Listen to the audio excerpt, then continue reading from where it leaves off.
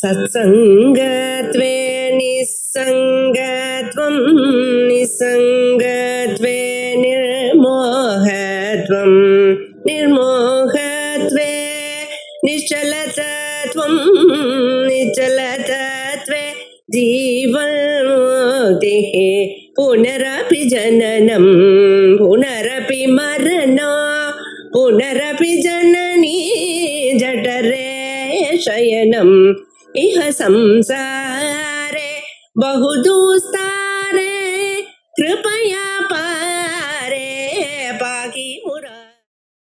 श्री गुरुभ्यो नमः। ननु दृष्टो हि तस्यार्थः कर्मावबोधम् तद्भूतानां क्रियार्थेन समाम्नायः आम्नायस्य क्रियार्थत्वात् इति च सर्वस्य कार्यार्थत्वं दर्शितं सर्वस्य वेदस्य முதல் வாக்கியம் தாபர வாக்கியம், பாக்கி ரெண்டு வாக்கியமும் ஜெயினி சூத்திரத்துடைய ஒரு ஏகதேசம். கபரஸ்வாமி என்ன சொல்ற, சத்திய வேதத்திய அர்த்தா, வேதம் அத்தியனம் பண்றாரு. அவ அத்தியனம் பண்ணின வேதத்தினுடைய திருஷ்டமான பிரயோஜனம் என்ன அப்படின்னு கேட்டா, கர்மாவபோதம், கர்மாவை புரிய வைக்கிறது. அனுஷ்டானம் பண்ணக்கூடிய கர்மாக்களை புரிய வைக்கிறது தான் அதனுடைய திருஷ்ட பிரயோஜனம் அப்படின்னு. இப்ப இதுலேருந்து பாருங்க, அவங்களுக்கு என்ன தெரிகிறது, வேதம் எதை சொல்லிக் கொடுக்கும், கர்மாவை சொல்லிக் கொடுக்கும். அவ்வளவுதானே. வேத பிரம்மத்தை சொல்லிக் கொடுக்கணும்னு சொன்னாரா? வேதாத்தியனம் பண்ணினத்துக்கு திருஷ்டமான பிரயோஜனம் என்னன்னா கர்மாவபோதனம். அதனுடைய பிரயோஜனம் கர்மா தான் செய்ய வேண்டிய கடமைகளை குறிப்பிடுகிறது. இதுதான் அதனுடைய பிரயோஜனம். ஆக பிரம்மஜானம் அங்க ஒண்ணு வருது. அதே மாதிரி தத் பூதானாம் கிரியார்த்தேன சமாமனாயா அப்படிங்கிற இந்த சூத்திரத்துல கிரியார்த்தம்னா விதி, விதின்னு வச்சுருக்கோம். விதி இல்லாத பதங்கள்லாம் எது இருக்குமோ அந்த பதங்களை விதியோட சேர்த்துங்கோன்னு அர்த்தம். விதி இல்லாத பதங்களை விதி வாக்கியத்துல உள்ள விதி சப்தத்தோட அன்வயம் பண்ணிக்க வேண்டியது அப்படின்னு. ஏன்னா அது விதிவாக்கியமாகறதுக்கா. அப்படின்னா என்ன, வேற விதிவாக்கியம் இல்லாமல் விஷயத்தை தெரிவிக்கக்கூடிய ஒரு வாக்கியமே கிடையாதுங்க. அப்படி அதனாலதான் விதி இல்லாத வாக்கியத்தை விதியை சேர்த்துக்கோன்னு சொல்ற. விதி இல்லாத இருந்ததுன்னா அந்த வாக்கியத்தை விதியோட சேர்த்து முடியும். மூணாவது ஆம்னாயத்த கிரியார்த்தத்வா. ஆம்னாயன்னா வேதம். வேதத்தினுடைய அர்த்தம் என்ன தெரியுமோ, கிரியா. வேதம் கிரியான செய்ய வேண்டிய காரியத்தை தான் தெரிந்திருக்கும். இந்த வார்த்தைகள்ல இப்படி தெரியுது. அப்ப அது சர்வசிய காரியார்த்தம். வேதம்னா முழுக்க அது காரியத்தை சொல்லக்கூடியதுதான் அப்படின்னு தெரியுது. அது சின்னமான ஒரு பொண்ணத்தை சொல்லுவதுன்னு எதிர்பார்க்க முடியாது. அதனால சித்தமான வாக்கியத்துல இந்த காரியத்தை சேர்த்துக்கணும். அப்போ வேதாந்தத்துல பிரம்மத்தை நிரூபணம் பண்ணக்கூடிய பாடம் இருக்குன்னு கேட்டா அங்கெல்லாம் தரிசன விதி, உபாசனா விதி, இது ஏதாவது ஒரு விதியை சேர்த்துக்க வேண்டியது அப்படின்னு. இது சித்தாந்தி சொல்றாரு சத்தியம். நீ சொல்லி காமிச்ச வாக்கியங்கள்லாம் அப்படிதான் இருக்குன்னு நான் ஒன்றும் அதுல பாதுகாத்துக்க முடியும். வாக்கியங்கள்லாம் பிரமாணமா காமிச்சு பாதுகாத்துக்க, ஆனால் மூட்டை வைக்க முடியாது. மூட்டையும் வைக்க முடியாது. வேதத்தை அப்படி ஒரு பாகம் கிடையாது அப்படின்னு இல்லை. தத்து பரக்கிரமபலாது தன் இருக்கோ வேதபாகா இது கண்ணியது சர்வத்திர. அந்த தாமிரபாஷ்யத்தினுடைய வாக்கியமும் அப்புறம் ஜெயினியுடைய சூத்திரத்தினுடைய ரெண்டு சூத்திரத்தினுடைய ஏகதேசம் எடுத்தாரோ அந்த ஏகதேசமும், இது ரெண்டுமே எந்த வேத பாகத்தை பத்தி சொல்றது தெரியுமோ, அங்க ஆரம்பிச்சது விதில. சோதனா லட்சணோர் சோதர்மா அப்படின்னு சொன்னா, அப்ப அந்த சோதனா சொல்றது விதிவாக்கியம் தான் அர்த்தம். அந்த விதிவாக்கியத்தை ஆரம்பத்தை சொல்லிட்டு திருட்டோரசி கத்தியார கர்மாவபோதனம் அப்படின்னு சொல்றதுக்கு சட்டத்திற்காக எதை வாங்கிக்கலாம், அந்த விதிவாக்கியத்துக்கு அர்த்தம் வாங்கிக்கலாம். அதே மாதிரி ஆமநாயத்தை கிரியார்த்தத்துவா இருக்கிறதுக்கு விதிவாக்கியத்தை கிரியார்த்தத்துவான்னு சொல்லலாம் இல்லையா? அப்படி இருக்கும்போது சம்பூர்ண வேதத்தை கிரியார்த்தத்தும் கர்மாவபோதம் பிரயோஜனம் அப்படின்னு அந்த வாக்கியங்களுக்கு அர்த்தம் எடுத்துக்க முடியாது. சர்வத்திர சர்வத்திரனா வேதத்துல எல்லா இடத்திலையும் இப்படி கர்மாவபோதனம் அப்படின்னு வச்சுக்க முடியாது. அப்படிச்ச பிரக்கிரமம்னா அது ஆரம்பம். பிரக்கிரமம்னா ஆரம்பம். ஆரம்பத்துல விதியத்தான் ஆரம்பிச்சிருக்கா. சோதனாசு லட்சணவர்த்தோ கர்மஹாங்கிற சூத்திரத்துல இதெல்லாம் மாற்று. அதனால அந்த சோதனா சூத்திரத்துல விதியத்தானே சொல்லியிருக்காரு. ஆரம்பத்துல விதியை சொன்னதுனால அதை அனுசரித்து தத்தன விதிவாக்கியத்துக்கு அர்த்தம் வச்சிருக்கு. அப்படிச்ச கர்மாவபோதனம் இது சர்வஸ்ய கர்மாவபோதனம் அர்த்தா உச்சியதே. கதம் இந்த பாஷ்யத்தை முன்ன பின்ன இன்னும் கொஞ்சம் விசாரிக்க பார்த்தோமானா இந்த பாஷ்யம் சம்பூர்ண வேதத்துடைய பிரயோஜனம் கர்மாவை அனுஷ்டானம் பண்றதை தெரிஞ்சுக்கிறது தான் அப்படிங்கிறது இல்லைன்னு கண்டுபிடிக்கிறோம். கதம் வேதாத்தியனானந்தரம் ஸ்நான விதாயகம் ஆம்னாயம் உபலப்ய வேதஸ்ய அனர்த்தகத்துவே ஆசங்கிதே அதிக்கிரமிஷ்யாமஹ இமமாம்னாயம் அனதிக்கிரமக்ராமந்தோ வேதமர்த்தவந்தம் சந்தம் அனர்த்தகம் அவகல்பயேம திருஷ்டோதி தஸ்யார்த்த கர்மாவபோதனம் இது அர்த்த சத்பாவ பிரதர்சிதா ந அர்த்தாந்தர அசத்பாவம். நான் ஒரு சில வாக்கியங்கள் சொல்றேன். இந்த வாக்கியங்களை கேளுங்க, நீங்க எப்படி அர்த்தம் புரிகிறதுங்கிறத பார்ப்போம். அதுக்கு தகுந்தாப்ப தான் இந்த பாஷ்யத்துக்கு அர்த்தம் வரும். ஏன்னா புரிஞ்சுக்கிறதுக்குன்னு ஒரு செய்தி, ஒரு சில நியமங்கள் இருக்கு. எப்படி புரிஞ்சுக்கிறது? இப்ப சாதாரணமா பாருங்க, வேதாத்தியனம் அதாவது ஒரு வாக்கியம் இருக்கு, வேத மதீத்திய ஸ்தனாயா. வேதாத்தியனம் முடிந்ததும் அவன் சமாவர்த்தனம் செய்து கொள்ள வேண்டும். சமாவர்த்தனம் அப்படின்னு சொன்னா குருகுலத்திலேருந்து குருகுலத்தை முடிச்சுட்டு ஆற்றுக்கு கொண்டு விடும். குருகுலத்துல போய் அத்தியனம் அத்தியனம் முடிஞ்சதுன்னா அதை முடிச்சுட்டு திரும்பி ஆற்றுக்கு கொண்டு விடுறது அப்படின்னு இருக்கு. இதுல என்ன அதுக்கு அப்படிதான் இருக்கு. அதுல என்ன இப்போ அப்படின்னு கேட்டால் இது ஒரு அனுபவத்து மீமாசகர் என்ன சொல்லுவான், வேதாத்தியனத்தை முடிச்சுட்டு உடனே குருகுலத்தை விட்டுட்டு திரும்பி வந்து விட்டான்னா வேதத்துடைய அர்த்தத்தை எப்ப தெரிஞ்சுப்பான்?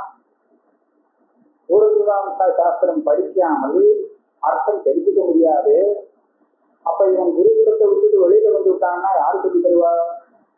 அப்ப பண்ணியாகணுமே. அதனால வேதம் அதிக உடனே ஸ்நாயாத்து வேண்டாம், இதெல்லாம் முடிச்சுட்டு அப்புறம் சமாவர்த்தனம் பண்ணிக்கோ கொண்டு வரணும். அப்போ என்ன கேட்பான்? அப்படி சொல்லியிருக்கு வாக்கியத்துல சொல்லியிருக்கா. வேதம் அதிக ஸ்நாயாத்தான்னு சொல்லியிருக்கு. ஸ்நாயத்துல வேதாத்தியனம் முடிஞ்சதுன்னா போனது வேதாத்தியனத்துக்காக அது முடிஞ்சு போச்சுன்னா உடனே திரும்பி வர வேண்டியதான். எதுதான் அங்கே இருந்துட்டு வேலை அது சொல்லலையே, வாக்குல இல்லையேம்பா. அப்ப என்ன சொன்னா சொல்லக்கூடாது, படிச்ச வேதம் சார்த்தகமாக ஆகணும், அதோடைய விருத்த பிரயோஜனம் கிடைக்கணும் அப்படின்னு சொன்னால் விருத்தமான பிரயோஜனம் என்ன? அது கிடைக்கணுமானால் நீ விசாரம் பண்ணிதான் ஆகணும். என்ன விருத்த பிரயோஜனம்? வேதாத்தியனம் பண்ணினத்துக்கு வேதாத்தியனம் என்ன செய்யணுங்கிறது நம்ம கடமையை தெரிஞ்சுக்கிறது இருக்கே. எது செய்யணும் எது செய்ய வேண்டாம் அப்படின்னு தெரிஞ்சுக்கிறது இருக்கு. அது திருத்த பிரயோஜனம் இல்லையா?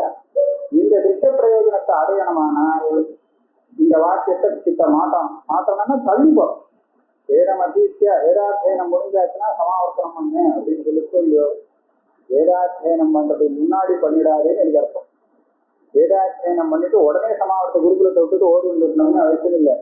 வேதாத்தியனம் பண்ணிட்டு அது என்ன சொல்றதுங்கிறதுலாம் விஷயத்தை கிளீனா நல்லா தெரிஞ்சுட்டு விசாரம் பண்ணி குருகுலத்தை தெரிஞ்சுட்டு அதுக்கப்புறம் சமாவர்த்தனம்.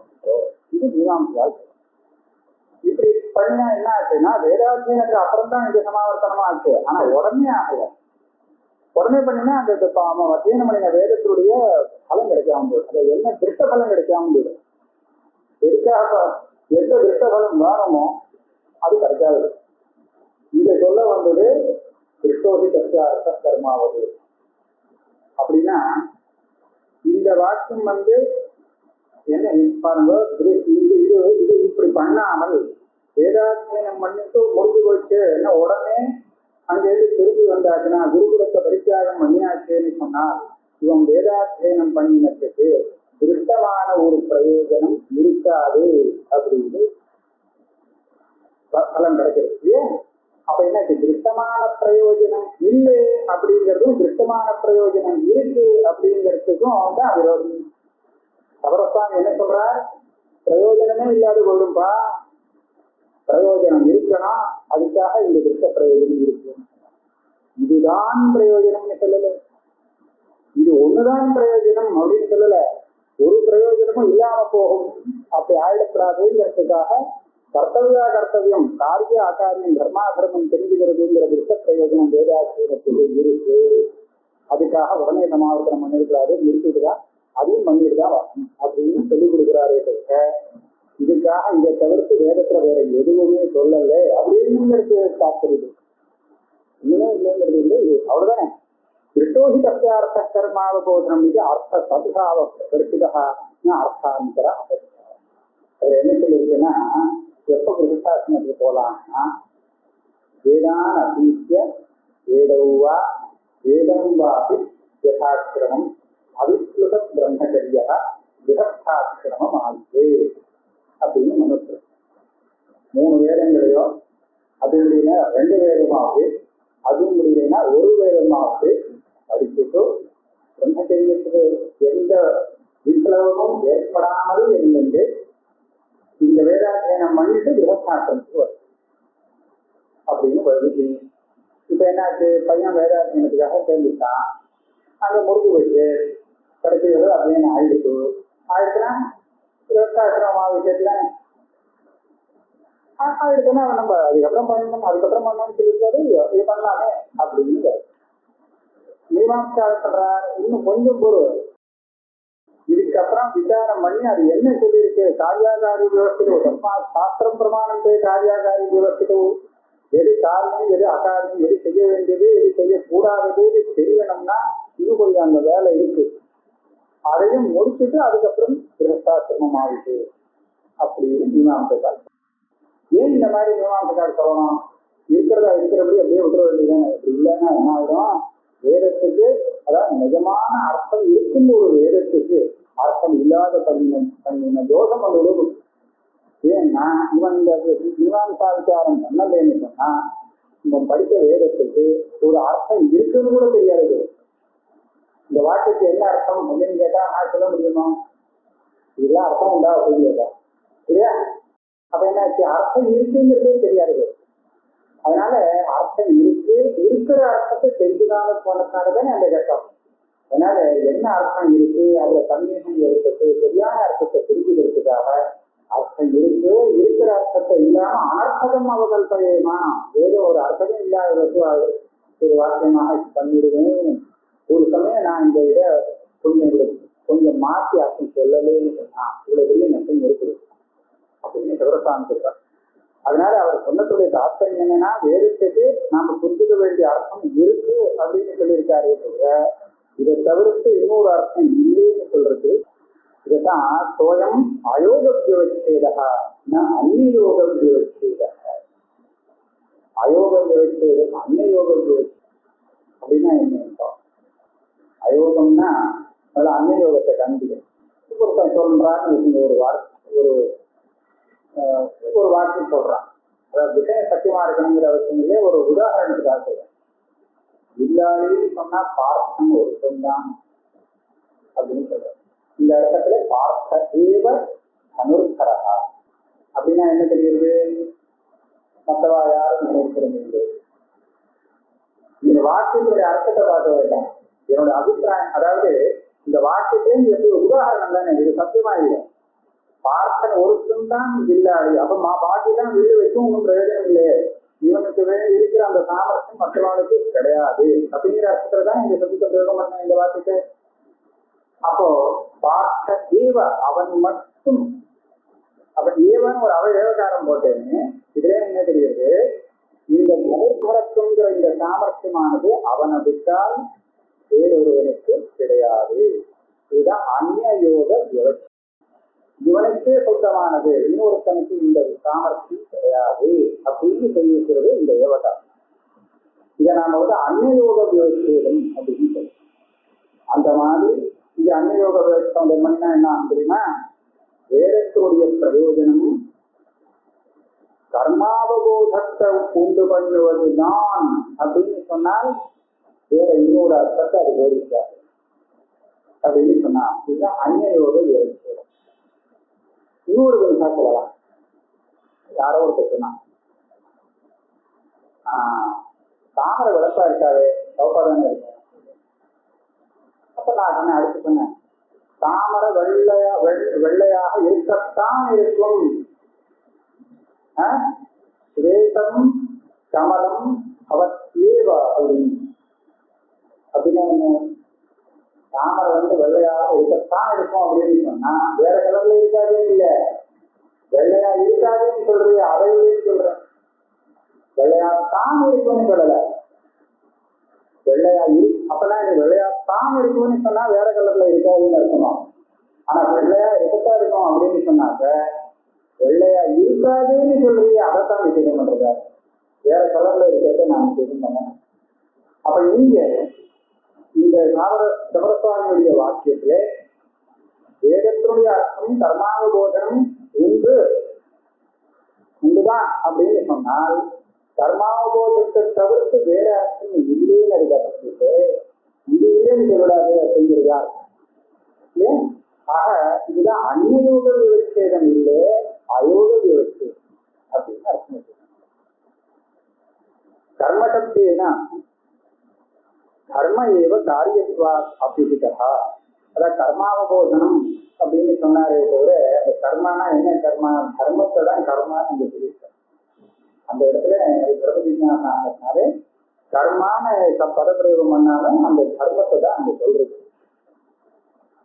யதா தது அவபோத பிரவருத்தா வேதஸ்ய அர்த்தவத்துவம் மிருகயதே தஸ்மாத்ல அன்வைக்கும் கிம் வேதஸ்ய அர்த்தோ வித்யதே நவா தத் கர்மத்வேன அவகந்தும் சக்யதே நவா இதி தஸ்மாத் ந கர்மாவபோதனமேவ வேதார்த்தா அபிப்ரேதோ பாஷ்யகிருதா. இப்ப நான் என்ன சொன்னேன், சிவரசுவாமியுடைய வாக்கியத்துல கர்மா அப்படிங்கிறதுக்கு தர்மம்னு அர்த்தம். சட்டனே அந்த எதிராளி கேட்பான், ஏன் பார்த்த மாத்தணும், கர்மானா கர்மானே சொல்ல வேண்டியதுன்னு தர்மம் ஏன்னு சொல்லணும். இருக்கிற இடத்துக்கு அர்த்தம் சொல்லுங்க, மாற்ற வேண்டிய அவசியம் இல்லை. அப்ப நான் என்ன சொல்லுவேன், அதுக்கு காரணம் சொல்லுவேன், ஏன் அப்படி அர்த்தம் மாத்தணும். இதை பாருங்க, வேதத்தை படித்தவன் இந்த வேதத்துக்கு அர்த்தம்ங்கிறது உண்டா இல்லையா, அர்த்தம் உண்டா இல்லையா, இதுதான் முதல்ல. அதுக்காகத்தான் அன்வேஷனுக்கு வந்திருக்கான். இன்னொன்னு, அது சொல்லிக் கொடுக்கக்கூடிய அர்த்தத்தை நான் தர்மமாக எடுத்துக்க முடியுமா முடியாதா, இதெல்லாம் தான் இங்க சந்தேகம். இப்பேற்பட்ட சந்தேகத்தை நிவர்த்தி பண்றதுக்காக விசாரம் பண்ண வந்திருக்கான்.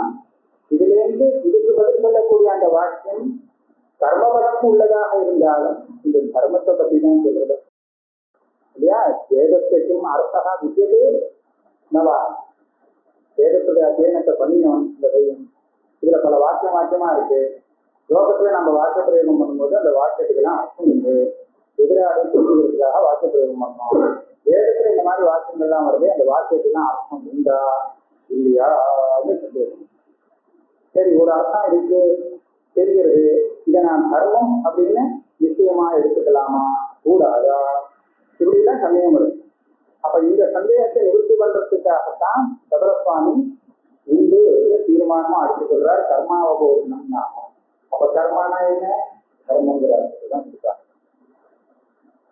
அயமேவ வேதார்த்தா கர்மாவபோதனமே ந கர்மாவபோதனமேவ வேதார்த்தா அபிப்ரேதா பாஷ்யதிகா. கர்மாவபோதனமேவ இல்லை, கர்மாவபோதனம் கர்மாவபோதனம் பிரம்மாவபோதனம் அது எதெல்லாம் சொல்றதோ எல்லா போதனமும் எற்புனா ஆம்னாயஸ்ய கிரியார்த்தத்வாத் ஆனர்த்தக்யம் அதர்த்தானாம் இதி தத்ர எதி ஆனர்த்தக்யம் அர்த்தாபாவஹ ததஹதி. இப்போ ஆம்னாயஸ்ய கிரியார்த்தத்வாத்னு ஒரு சூத்திரத்தை பிரமாணம் மாட்டாமல் தான் சொல்லுது. என்ன ஆம்னாயம்னா வேதம், வேதத்துல அர்த்தம் என்னன்னா கிரியா அப்படின்னு சொல்லிட்டு பாருங்க, கிரியார்த்தத்வா. அப்ப பிரம்மத்துக்கு இடம் இல்லையே அப்படின்னு நான் கேட்கிறேன். ஆனர்த்தக்யம் அதர்த்தானாம்னு இந்த சூத்திரத்தை மேற்கொண்டு. இந்த ஆனர்த்தக்யம்னா என்ன, அதாவது கிரியை சொல்லாத வேத வாக்கியத்துக்கெல்லாம் அர்த்தம் இல்லை அப்படின்னு அர்த்தமா, கிரியை சொல்லக்கூடிய வாக்கியத்துக்கு தான் அர்த்தம் உண்டு, கிரியை சொல்லாத வாக்கியத்துக்கு அர்த்தம் இல்லை. ஆனர்த்தம் அர்த்த அபாவா அப்படின்னு வியாக்கியானம் பண்ணினால் அது தப்பு. ததசத்தியே யதா ஏவமேவ பூதார்த்தம் அனுவதந்தி தரிசிதோரஹ. இந்த கபரசுவாமியே அர்த்தவாதாதிகரணங்கிற அந்த அதிகரணம், அதாவது 2ஆம் பாடம் முதல் அதிகரணம். அவர் என்ன சொல்றார், வேதத்துல இருக்கக்கூடிய எந்த வாக்கியங்கள்லாம் ஒரு விதியோ விசேஷமோ தெரிவிக்காமல் வெறும் ஒரு அர்த்தத்தை அனுவாதம் பண்ணுகிறதோ, எப்படின்னா வாயு ரொம்ப வேகமாக செல்லக்கூடியது அப்படின்னெல்லாம் இருக்கு. இப்பேற்பட்ட வாக்கியங்கள்லாம் ஒரு விதிக்கு இல்லையே. நம்மளை என்ன பண்ண சொல்றது, ஒரு விசேஷமோ விதியோ ஒன்றும் இல்லை, ஆனா வேகமா தான் வாயு ஓடுறது. அந்த வாயுடைய வேகத்தை தெரிவிக்கக்கூடியதான வாக்கியங்கள் இருக்கு. இது ஏவமேவ பூதம் அர்த்தம் அனுவதந்தி அப்படின்னா என்ன, அதுவும் ஒரு அர்த்தத்தை சொல்றது இல்லையான்னு சொன்னார். விதி நிஷேதத்தை சொல்லாவிட்டாலும் ஒரு விஷயத்தை தெரிவிக்கிறதுங்கிறதுல ஒண்ணு சந்தேகம் இல்லையே. இப்ப ஆனர்த்தங்கிற பதத்துக்கு அப்பேற்பட்ட வாக்கியத்துக்கு அர்த்தமே கிடையாது அப்படின்னு சொன்னா, இந்த அர்த்தம் இருக்குன்னு சந்திரசுவாமி சொல்றாரு, அது இப்படி தப்பா வருது. அதனால இந்த சூத்திரத்துல ஆனர்த்தம்னா அப்பேற்பட்ட வாக்கியத்துக்கு அர்த்தமே கிடையாது அப்படின்னு அர்த்தம் இல்லை அப்படின்னு சொல்றாரு. அப்போ நிஷ்பிரயோஜனத்துவம், அப்ப என்ன அர்த்தாபாவா, அர்த்தத்துக்கு பல அர்த்தத்துல அபிதேயம் அந்த சப்தத்துக்கு அர்த்தம் அந்த அர்த்தத்துல, இன்னொன்னு பிரயோஜனம்ங்கிற அர்த்தத்துல அர்த்தத்துக்கு இந்த விஷயத்தை சொன்னால் நமக்கு பிரயோஜனம் கிடைக்காது. இதுதான் அர்த்தாபாவம், பலம் இல்லை. அர்த்தோ விதேய வஸ்து பிரயோஜன நிவர்த்தி. இந்த அமரம் அர்த்தத்துக்கு இத்தராசி வைக்கிறதா சாப்பிட்டு. அப்போ வேதம் ஒரு விதியோ விசேஷமோ இதை தெரிவிக்கலன்னு சொன்னால் அந்த வேத வாக்கியத்துக்கு ஒரு பிரயோஜனமே இருக்காது. வாயு வேகமா போகும், வேகமா போட்டமே, அதனால நமக்கு என்ன பிரயோஜனம், இந்த சொல்லி முடிச்சுட்டால் என்ன லாபம் அப்படின்னு கேள்வி வருது. அதனால இவர் சொன்னாரு, ஏவமீவ கூட்டம் அர்த்தம் அனுவதந்தி, ஏதோ இருக்கிற விஷயத்தை அனுவாதம் பண்றதே தவிர ஒன்னும் பிரயோஜனம் வரும்படியா ஒண்ணு சொல்லி கொடுக்குறது அப்படின்னு அர்த்தம் வச்சுக்கலாமே அப்படின்னு சொன்னால், இப்ப இதுல என்ன ஆகும், சுவாத்தியாய அத்தியன விதி நிஷ்பிரயோஜனம் அக்ஷர மாத்திரமபி ந கிராஹயதி. அப்ப என்ன சொல்ல வேணும், இந்த வேதத்தை அத்தியனம் பண்ணுங்கிற அந்த விதி இருக்கு, இந்த விதி என்ன தெரிவிக்கிறதுனா, அத்தியனம் பண்ண சொல்லப்பட்ட அந்த வேதத்திலே ஒரு அக்ஷரம் கூட பிரயோஜனம் இல்லாமல் இல்லை. நிஷ்பிரயோஜனமாக ஒரு அக்ஷரமும் அங்க கிடையாது. முழுக்க ஆரம்பத்திலிருந்து கடைசி பரியந்தம் அது செய்து கொடுக்கக்கூடிய விஷயம் தீர்மானமா ஒரு பிரயோஜனம் உள்ள விஷயம்தான் அப்படின்னு சொல்லலாம். அப்படின்னு சொல்லலாம். இது ரொம்ப இது தப்பு இல்லை. அப்படியானால் என்ன ஆகும், நமக்கு விரோதம் இல்லை. அவது ஓரோதி இத்தியாதீனாம் அபுருஷார்த்த பிரதிபாதகத்வா ஏகவாக்கியத்வா பிரதக்காரிய கல்பனா அனுபவத்தே கல்பயிட்டு அசக்கியத்வா அவது. இப்படித்தானே இருக்கு, ஒன்னும் பதங்களை விட்டு போலையே, உங்க இதேதானே. இப்படி சொன்னா என்ன ஆகும், நமக்கு விரோதம் இல்லை. அப்போ வேதத்துல எல்லா வாக்கியமும், அதாவது வேத உபனிஷத்தோடு சேர்த்து சமஸ்த வாக்கியமும் பிரயோஜனமுள்ள விஷயத்தை தெரிவிக்கும் அப்படிங்கிறது சித்தமாகும். அப்படி இருக்கிறது ஏவமேவ பூதமர்த்தமானவர்களுக்கு இந்த பாஷ்ய வாக்கியத்துல வேதாந்தத்தையும் சேர்த்துக்கலாமா கூடாதான்னு சேர்த்துக்க முடியாது. ஏன்னா ஓரோதி எதரோதி அப்படிங்கிற வாக்கியங்கள்லாம் இருக்கு, அந்த வாக்கியத்தை தான் இப்ப எடுத்துக்க முடியும். தவிரத்தான அர்த்தம் எடுக்கணும். அதாவது அக்னி அழுதா அப்படின்னு அங்க ஒரு கடவுள் அக்னி விட்ட தேவதையில தன்னுடைய சொத்தை பூர வச்சுட்டு அசுராரோடு யுத்தம் பண்றதுக்கு போயிட்டாங்க.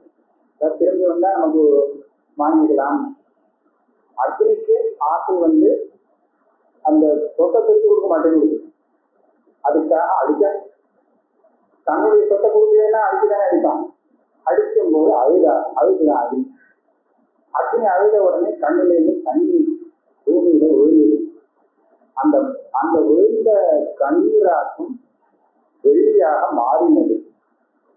ஆகையாலே இந்த வெள்ளிய தானமாக யாகத்துல கொடுக்கக்கூடாது. அப்படி கொடுத்தால் ஒரு வருஷத்துக்குள்ளேயே அந்த கொடுத்தவன் வீட்டுல ஒரு அழுகை வரும் அப்படின்னு அங்க கதை இல்லையா? இப்ப என்ன ஆகும்? இந்த இது எதுக்காக இது என்ன வந்தது? பாட்டி அழுகுதா அழலியா, அதனுடைய அழுகையிலிருந்து அதுல இருந்து வந்ததா வேறுதலுக்கா வந்ததா, இதெல்லாம் வாஸ்தவமா இல்லையாங்கிறது விஷயம் இல்லை. காக்காக்களுடைய கதை பத்திரங்களுக்கு எதிர்த்துன்னா அந்த கதையெல்லாம் நடந்ததுன்னு அர்த்தம் இல்லை. அதுல இருந்து இருக்கு எப்படின்னாங்க அப்போ அந்த என்ன வேலை இருக்கு? யாகத்துல ரஜத மாட்டான் தொடர்ந்து வர்ணத்தை ரஜத்தை கொடுத்தா அப்படின்ட்டு. அப்ப ரஜத்தை ஏன் கொடுக்க மாட்டேன்? அதான் கொடுக்கணும் பிடிவாதம் பிடிச்சாங்க. அது பாரு இப்படி எல்லாம் இருக்கு நன்றியா அப்படின்னு சொன்னா அப்புறம் வேண்டாம் சரி வேண்டாம் ரஜத்தை மாட்டேன். அதுக்காக இதுக்காக ரஜத்தை நிந்த பண்ணத்துக்காக நினைக்க வேண்டாம். வெள்ளிக்கும் ஒரு நல்ல மகத்துவம் இருக்கு. அது வேற இடத்துல உபயோகப்படுது. இப்ப வேண்டாங்கிறது சொல்றது அவ்வளவுதான். ஸ்தோத்திரம் பண்றதுக்காக அதை நிந்த பண்ணுது. அப்ப இப்பேற்பட்ட கதைகள் இருக்கு. அந்த கதைகளுக்கெல்லாம் இந்த கதையை தெரிஞ்சுட்டு நமக்கு என்ன லாபம்? ரஜத்தை கொடுக்கக்கூடாதுங்கிற நிஷேதம் இருக்கு, அது தெரிஞ்சுக்கிறது லாபம். ஏன்னா நமக்கு ஜாக்கிரதையா இருந்துக்கலாம். ஆனா அக்னி அழுகுது, அதுல இருந்து வெள்ளி பிறந்தது அப்படிங்கிறதுக்கு தனியா ஒரு அர்த்தம் ஒரு பிரயோஜனம் அப்படின்னு சொல்ற மாதிரி இருக்கு. அபுருஷார்த்த பிரதிபாதகத்வா. அப்ப என்ன பண்ணணும்?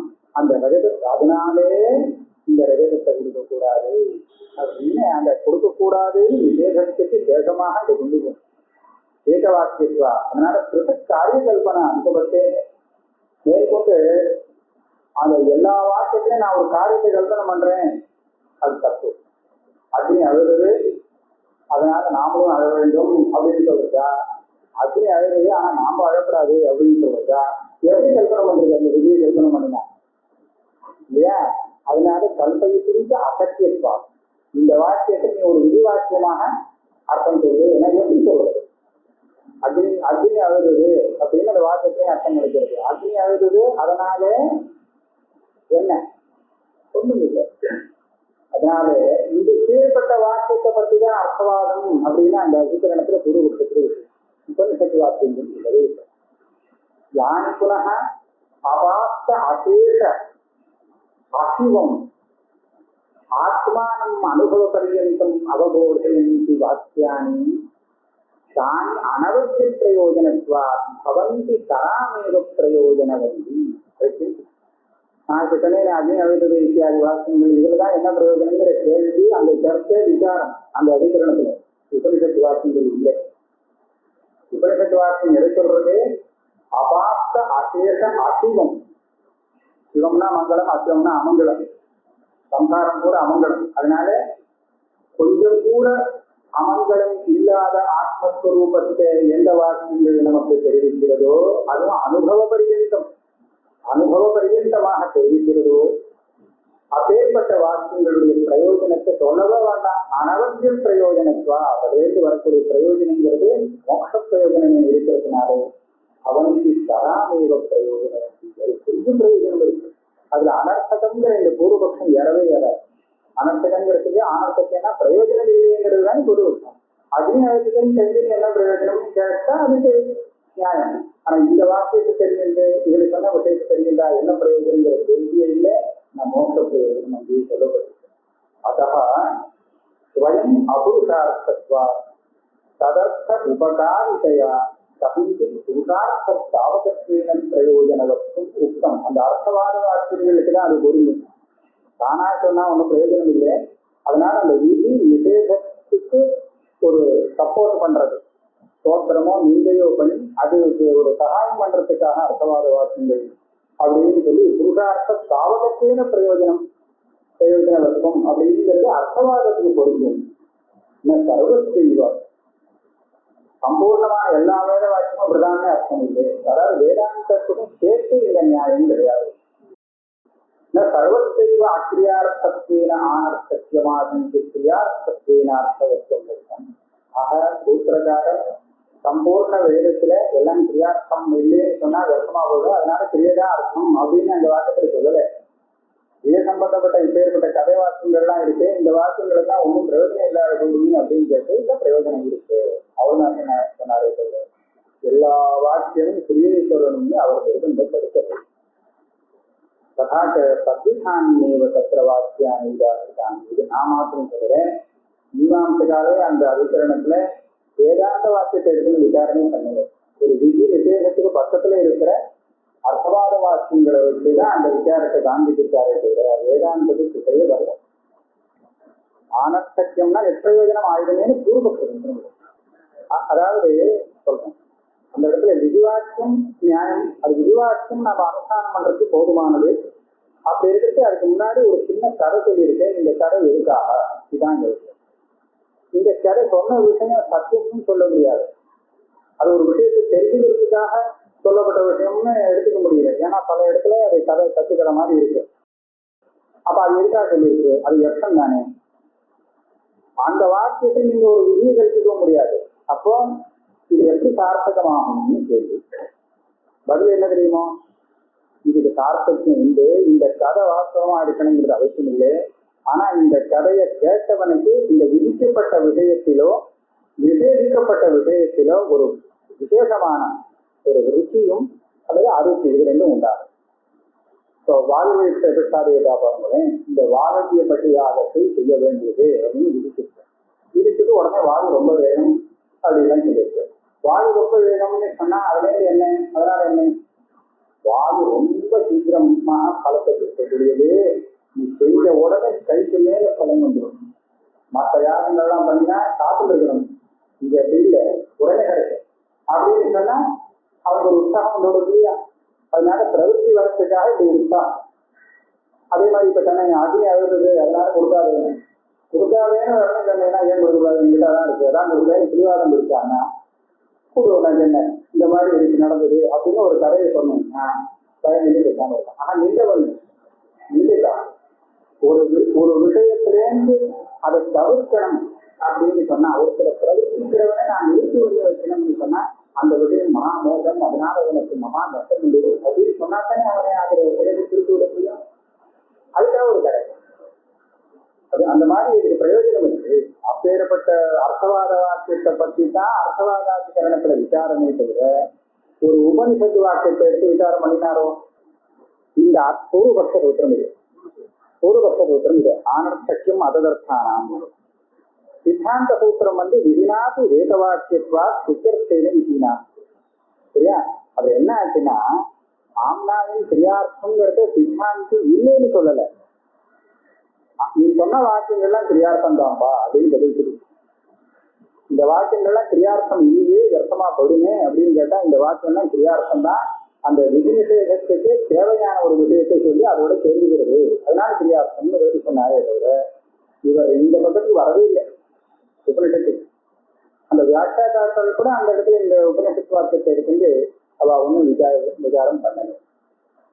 எதற்கு கேட்டுட்டு சாஸ்திர பிரஸ்தானம் அந்நியதா வர்ணயந்தி நகிசிட ஏவம் சாஸ்திரம் பிரஸ்திதம் கிம் வேதலட்சணோ தர்மः உத புத்தவாக்கியாதி லட்சணः इति चिन्तयति अतीतवेदस्य यः अर्थः अवगतः तत्रैव विप्रतिपत्तयः सन्ति किम् अयमसौ उत अयमिति तन्निराकरणार्थशास्त्रारम्भः. இது வேற ஒரு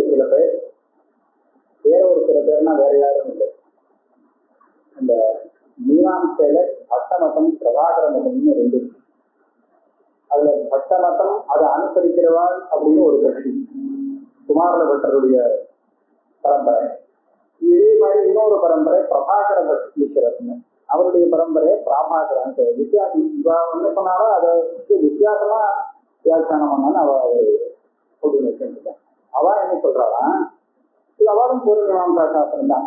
என்ன சொல்றா, இந்த சாஸ்திரம் எப்படி வந்திருக்குங்கிறது தெரியுமா? நீ சொன்ன மாதிரி தர்மங்கிறது வேதத்தில் சொல்லப்பட்டது தர்மமா, தர்மம்னா என்னன்னு கேட்டு வரான்னு பாருங்க. எனக்கு தர்மம் தான் நமக்கு சிரேயத்தை கொடுக்கக்கூடியது அப்படின்னு யாரும் சொல்லி என் தெரிஞ்சுக்கிட்டான். தர்மம் தான் நமக்கு வேணும் அப்படின்னா எது தர்மம் தெரிஞ்சிருந்தாதானே அதை நான் கடைபிடிக்க முடியும். உடனே ஒருத்தருக்கு பல சாஸ்திரகாரர்கள் இருக்கா, பல வாதிகள் இருக்கா, ஒருத்தர் பௌத்தாள்னு இருக்கா, ஜெயினான்னு இருக்கா, இல்லையா, தார்க்கிக்கா, மீமாம்சிக்கா, ஒவ்வொருத்தர்கிட்ட எல்லாருக்கும் போனா தர்மம்னா இவதான் தெரிஞ்சுட்டு இருப்பான்னு நினைச்சுன்னு போயிடலாம். அப்ப என்ன ஆச்சு, புத்தர்கிட்ட போட்டா போனா அவர்கிட்ட இருக்காரு, நான் எடுத்துட்டேன்னு அதான் பார்க்கிறேன். இன்னொருத்தர்ல போயிட்டா அப்பா வேலை எனக்கு சொல்றது அதுதான் தர்மம். இன்னொருத்தர் இன்னும் நான் சொல்றேன் பாரு அதுதான் தர்மம். இப்ப இவருக்கு சந்தேகம் வந்துருக்கு.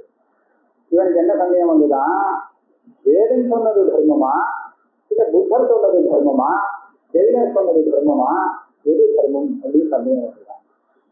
இந்த சந்தேகத்தை நிவர்த்தி பண்றதுக்காக சோதனா லட்சணோ தர்மஹா வேதம் சொன்னதுதான் தர்மம்னு ஜெயினி சொன்னா அப்படின்னு நீங்க வியாக்கியானம் பண்ணினீங்களே, அது தப்பு. அப்படி அவர் பண்ணலாம் ஜெயினி. அப்புறம் சொன்னா நல்லா இருக்க மாதிரி இருக்கு, மாட்டுக்களை எப்படி இல்லை கீழ்த்தரசி வேதத்தை அத்தியனம் பண்ணினானே அவனுக்கு ஒரு அர்த்தம் புரியுது.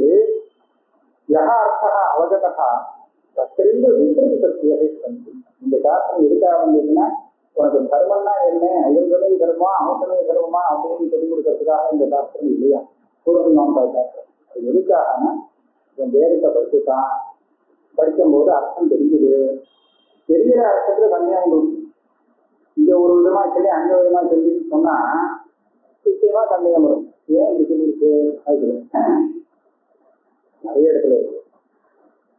ஒரு வேதாந்தத்துல நான் ஒரு சம்சயத்தை காண்பிக்கிறேன். பிரம்மத்தை உபாசனம் பண்ணணும் அப்படின்னு பல இடத்துல இருக்கு. பிரம்மோபாசனம்ங்கிறது விதிக்கப்பட்டது. அப்படின்னா அந்த உபாசனை எது உபாசிக்கப்படுறது, பிரம்மம். பிரம்மங்கிறது உபாசியமாகும். உபாசகனாக ஜீவன் இருப்பான், சரிதானே. நான் ஒரு மனசுல வச்சுருக்கேன், கேனோபரிஷத்துல பார்த்தா நேரம் எரிதம் உபாசத்தை உபாசிக்கிறாளே அது பிரம்மம் இல்லையே.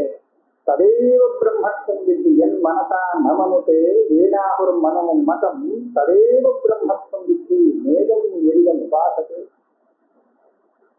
ஏன் மனத்தினால எதை உபாசனம் பண்றாளோ அதை பிரம்மமா நினைக்காத அது பிரம்மமே இல்லை. அப்ப எதை உபாசிக்கிறாளோ அது பிரம்மம் இல்லைன்னு சொன்னா பிரம்மோபாசனையில ஒண்ணு இருக்க முடியுமோ. இன்னொரு இடத்துல பிரம்மத்தை உபாசிக்கணும்னு சொல்றது, யாரோபாசனைங்கிறது பிரம்மோபாசனமா அபிரம்மோபாசனமா என்னோபாசனம்னா பிரம்மோபாசனம் அப்படின்னு நிர்ணயம் பண்றதுக்கு அதிகரணங்கள்லாம் இருக்கு. இதை பார்த்தா எதை உபாசிக்கிறாளோ அது பிரம்மம் இல்லை அப்படிங்கிறது சந்தேகம் வருமா வராது இல்லையா. அதையும் கேட்கிறேன் அதையும் கேட்கிறேன், அப்படி சொல்லிருக்கு. இவங்க புரிஞ்சுக்கப்புறம் இந்த சந்தேகம், புரியலைன்னா ஒண்ணும் இல்லை, இதுவும் புரியுறது அதுவும் புரிகிறது, அப்பதான் கஷ்டம். அப்படி வரைச்ச கிம் அயமசோ விபரிபத்தை கிம் அயமசோ அயமிதி தன் நிராகரணார்த்த சாஸ்திரம். உதாரணத்துக்கு அதுக்காக தான் சாஸ்திரம் இந்த விசாரம். சாஸ்திரம் எப்படி நிர்ணயிக்கணும், நாம சில இடத்துல பிரம்மத்தை உபாசனைக்காக நிரூபணம் பண்ணி சில இடத்துல புரிஞ்சுக்கிறதுக்காக பண்ணி இதை நாம ஜேய பிரம்மம்னு சொல்லுவோம், உபாச பிரம்மம்னு சொல்லுவோம். இது ஜேய பிரம்மம் தத்துவத்தை தெரிவிக்கக்கூடிய இடம். அப்ப எதை சுற்றி சொல்லிக் கொடுப்போம், வேணாம் நீ தெரிவிக்க வேண்டிய பிரம்மம் பாரு, அதை உபாச பிரம்மத்தை போய் நீ நினைச்சு விடாது, அது தெரிஞ்சு விடாது, அது குணங்கள்லாம் சேர்த்து அனாத்மாவாக தனியா வச்ச உபாசத்தை சொல்லும்.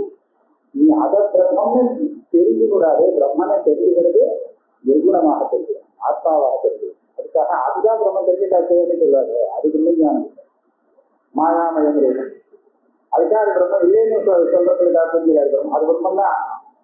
ஆனா நீ தெரிஞ்சுக்க வேண்டியது அப்படி தெரிஞ்சுக்க வேண்டியது தெய்வம் ஞாத்து வருகதி, தெய்வம் தான் ஞாத்து வருது. இதுதான் அர்த்தம் போகுதான் சொல்லுன்னு நினைச்சுக்கூடாது, அப்படி சொல்லுவாரு இல்லையா. இதே மாதிரிதான் பூர்வமீமாம்சா சாஸ்திரம். அவனுக்கு ஒரு சந்தேகங்கள்லாம் வந்து சந்தேகம் வந்தா நிறுத்தி கொண்டிருக்கிறாங்க. அப்ப சொன்னார், இதுவும் சரிதான், இந்த இது நான் இல்லைன்னு சொல்ல மாட்டேன், விஷயம் வந்துருக்கு. தத்ராபி நிகில வேதார்த்த விசார பிரதி சொன்னது இருக்கட்டும். ஆனா நீ இதை சொல்லு, ஜெயினி சம்பூர்ணமான எல்லா உபனிஷத் சகிதமாக சகல வேதத்துடைய அர்த்தத்தையும் நான் விசாரிக்கிறேன்னு ஆரம்பிச்சாரு. என்ன சந்தேகத்துக்காக சாஸ்திரம் ஆரம்பிச்சாருங்கிறது நீ மாற்றி இந்த மாதிரி சொல்லணும்னு சொன்னேன், சொல்லு, நான் வேண்டாங்க. ஆனால் இதுக்காக சகல வேதார்த்தத்தையும் விசாரம் பண்ணதாக அதுக்கு அர்த்தமாகும். சத்தம் எப்படி இல்லைன்னு எப்படி தெரியுது? கதாபதி கதாதோ வேதார்த்த ஜிஜ்ஞாசா அப்படின்னு அவர் சூத்திரம் ஆரம்பிச்சிருக்கணும். அவருக்கு பிரம்ம ஜிஜ்ஞாசான்னு மாத்திரமே ஆரம்பிச்சார். அதனால உபனிஷத்தையும் கேட்டுக்கலைன்னா வேதத்துல கேட்டுக்கலைன்னு அர்த்தம் இல்லை, தான் விசாரிக்க வந்த விஷயத்துல கேட்டுக்கல. ஏதோ பிரம்மஹானி கிருத்வா விசாரா கிந்து வேதார்த்தா. இந்த இடத்துல தர்மம்னு சொல்லி விசாரிக்கிறதுக்காக வருதா இல்ல வேதார்த்தம்னு சொல்லி விசாரிக்க வருதா அப்படின்னு கேட்டால், நீ சொல்ற விதத்துல பாக்குறச்ச தர்மம்னு விசாரிக்க வரல, சந்தேகம் ஒரு விஷயமாச்சே அது அப்படின்னு சொன்னா, அப்ப வேதார்த்தங்கிற விதத்துல விசாரிக்கணும். வேதார்த்தத்தை விசாரிக்கிறேன்னு ஆரம்பிச்சா உபனிஷத்தும் வேதார்த்தம் தான், அங்கேயும் வர்றது வேதார்த்தம் தான், அதுவும் விசாரத்துல சேர்ந்துடும். ஆனா டெய்லி அப்படி சொன்னது தர்ம விசாரம் தான் ஆரம்பிச்சிருக்கிறாங்க. சத்தியம் இது பூர்வபட்சம், சத்தியங்கிறது இதுக்கு மேல பூர்வபட்சம். இது அடுத்த கிளாஸ்.